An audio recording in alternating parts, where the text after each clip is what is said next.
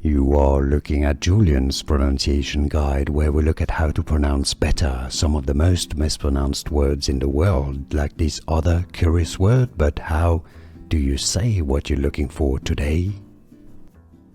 We are looking at how to pronounce this word, this name it is, and more confusing names many mispronounce, so stay tuned to learn more.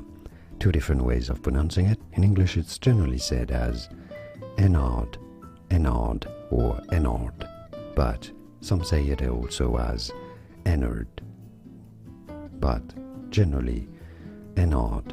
And now you know. More videos for you here to learn more correct pronunciations. Thanks for watching.